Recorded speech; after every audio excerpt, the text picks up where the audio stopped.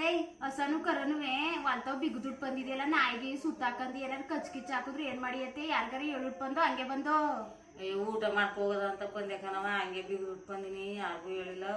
ಅಪ್ಪ ಅವಿಯ ಕರ್ದು ಅಷ್ಟು ಚೆನ್ನಾಗಿ ಕರ ಸಾಕುದ್ರೆ ಒಂದೇ ಕರ ಅಂತ ಅನ್ಬಿಟ್ಟಿ ಬೂಕನ್ ಕೆರೆಗೆ ಹೋಗೋಣ ಅಂತ ಅನ್ಬಿಟ್ಟು ಒಂದೇ ಕಟ್ ಹಾಕ್ಬಿಟ್ಟು ಬಂದಂತೆ ಬೇಗ ಬರದ ಒಂದ್ ಅರ್ಧ ಗಂಟೆಗೆ ಹೋಗಿದ್ ಬರದ ಅಂತ ಒಂದ್ 10 ನಾಯಿ ಎಲ್ಲ ಸುತ್ತಾಕಂದಿ ಕಿವಿ ಎಲ್ಲ ಕಚ್ ಮಾಡ್ಕೋಬೇಕನ್ನತೆ.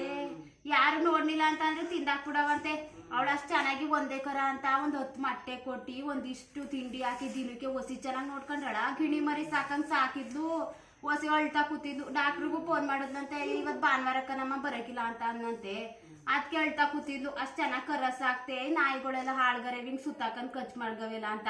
ನೀನ್ ಯಾರ್ಗಾರೆ ಬರಾಗ ಹೇಳ್ಬಿಟ್ಪಾ ಊಟ ಮಾಡ್ಕೊ ಬೇಗ ಹೊಂಟೋಗು, ಈಗ ಬಿಸ್ಲದೆ ಅಲ್ಲೆಲ್ಲ ಅದೇ ಮರಗಿರದ ಕೆಳಗಡೆ ಮನೆಗೆ ಹೊಸಿ ಹೊತ್ನಂತಾನೆ ಇಟ್ಕಬಾ. ನೀನ್ ಯಾರಿಗೂ ಹೇಳ್ದ ಹಿಂಗ್ ಬಂದ್ಬಿಟ್ರೆ ನಾಯಿಗೆ ಸುತ್ತಾಕಂದ್ ಕಚ್ಕ ತಿನ್ಕತವೆ.